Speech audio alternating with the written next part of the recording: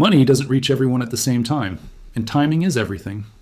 Most people believe that inflation works like a rising tide, lifting all boats equally. They assume that when a central bank creates $1 trillion, the entire economy simply adjusts together.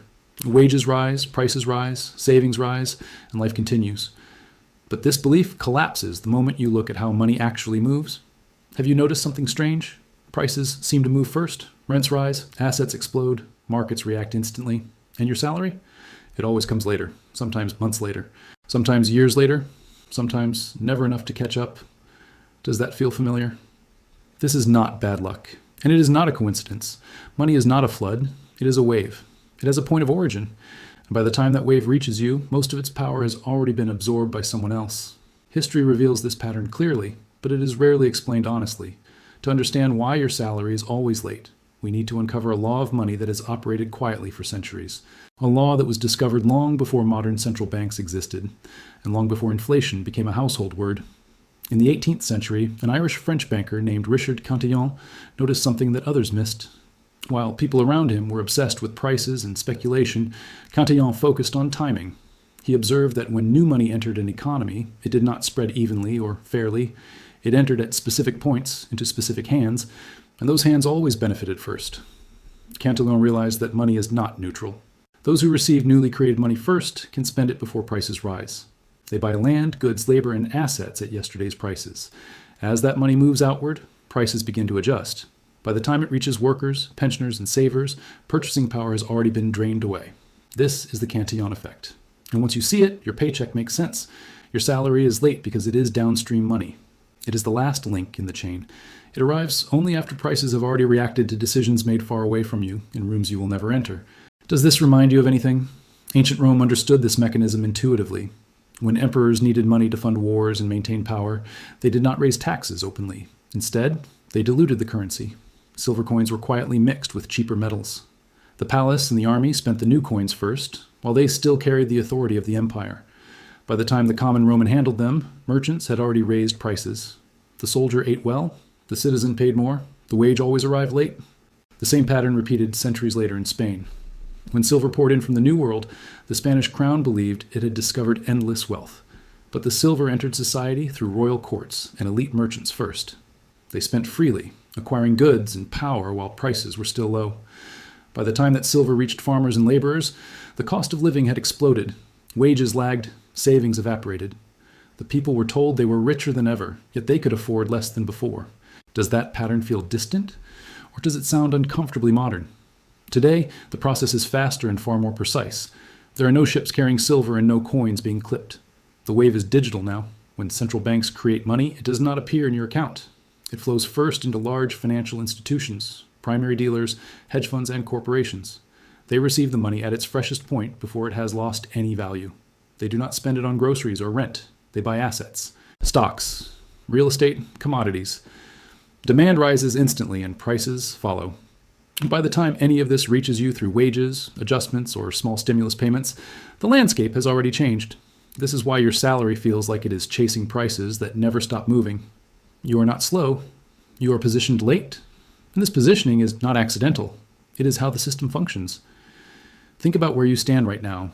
Are you at the source of new money, or are you waiting for what remains after it has passed through everyone else's hands? This is why working harder often feels pointless. This is why raises never seem to solve anything.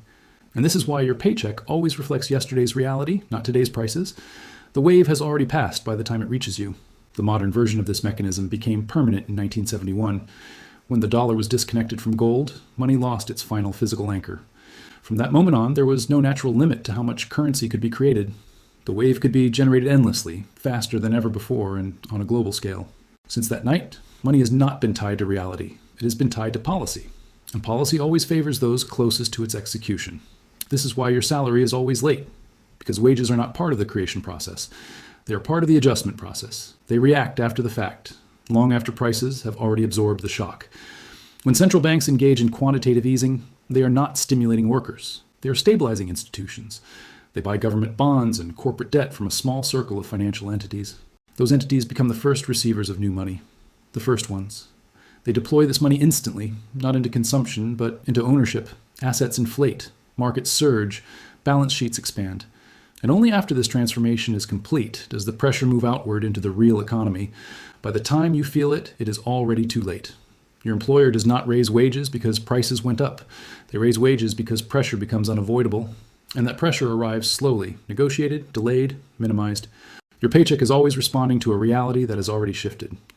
Does that explain why every raise feels insufficient the moment it arrives? Why relief never lasts? This is not inefficiency, it is design. Inflation is not evenly distributed, and neither is its damage. Those holding assets benefit immediately. Those holding cash absorb the loss. Those living on wages experience both at once. Prices rise quickly, income follows slowly. The gap between them is where value disappears. This gap is the Cantillon Effect made visible in daily life. It is why the stock market can thrive while households struggle. It is why headlines celebrate growth while people feel poorer. It is why productivity increases do not translate into security. And once you see this, a deeper question emerges. If wages are always late, if savings are always diluted, and if assets are always protected, who exactly is the system built for? Because it cannot be neutral. A system this consistent is never accidental. Think about how often this pattern has repeated. Rome, Spain, post-war currencies, modern fiat systems, different eras, same structure. Money enters at the top, prices adjust in the middle, wages absorb the shock at the bottom. And each time, the public is told this is temporary, that relief is coming, that stability will return, that patience will be rewarded. Has it ever been? The uncomfortable truth is that a debt-based system requires this delay. It requires wages to lag. It requires savings to lose value. If money held its value, debt would become unbearable. Governments could not sustain their obligations. The system survives by transferring time and labor from those who wait to those who move first. So ask yourself this. If the rules have never changed, why do we keep expecting a different outcome? If your salary always arrives after prices adjust, what exactly are you chasing? And if you are always reacting instead of receiving, where does that place you in this structure? Because understanding this is not about despair. It is about clarity. Once you see why your salary is always late, you stop blaming yourself. You stop believing the problem is effort. You stop confusing movement with progress. And most importantly, you stop trusting a system that has already shown you how it works. In the next video, we will take this one step further. We will expose why inflation itself is not an accident at all, but a deliberate mechanism of redistribution, and why the word temporary has been the most powerful financial lie of the modern era. History has answers. I merely show you where to look.